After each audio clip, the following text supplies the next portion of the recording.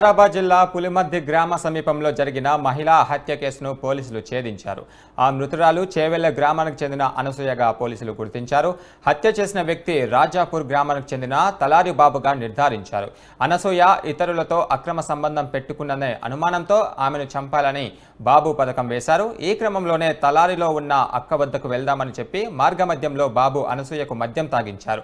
అనంతరం చీరతో ఉరివేసి చంపిన బాబు మృతురాలిని గుర్తుపట్టకుండా ఉండేందుకు పెట్టాడు.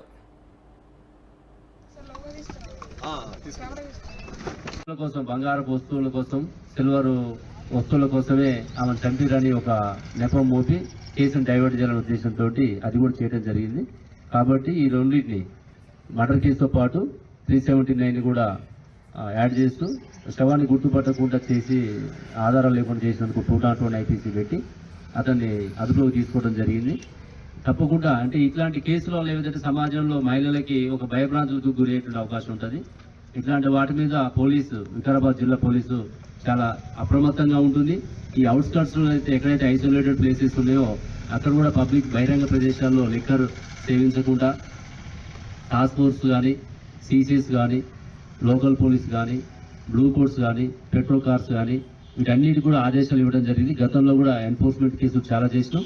ఈ కేసు తర్వాత కూడా మాకు అర్థమైంది ఏంటంటే ఇంకా కూడా ఇట్లాంటి ఐసోలేటెడ్ ప్లేసెస్ని ఐడెంటిఫై చేసి ఎక్కడ కూడా బహిరంగ ప్రదేశాల్లో లిక్కర్ సేవించకుండా చూడాలి.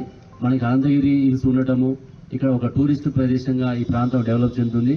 ప్రతి శనివారం ఆదివారం కూడా ఎంతోమంది మనకి సిటీ నుంచి వస్తుంటారు. కాబట్టి వాళ్ళ మీద కూడా నిఘా ఉంచడము, ఈ బహిరంగ ప్రదేశాల మీద వాచ్ పెట్టడము, ఇంకా సీసీ కెమెరాలు పెంచుకోవడము ఇవన్నీ కూడా చేస్తామని చెప్పి తెలియజేస్తూ ఒక మంచి కేసుని ఇంత తొందరలో ఒక 48 అవర్స్లోనే డిటెక్ట్ చేసినందుకు నేను వికారాబాద్ టౌన్ పోలీస్ స్టేషన్ సిబ్బందిని, అదేవిధంగా ఈ కేసులో ఇన్వాల్వ్ అయినటువంటి town CI Srinivasu, Mominpet CI Anjaneyulu, వారితో పాటు చాలా టీమ్స్ ఇందులో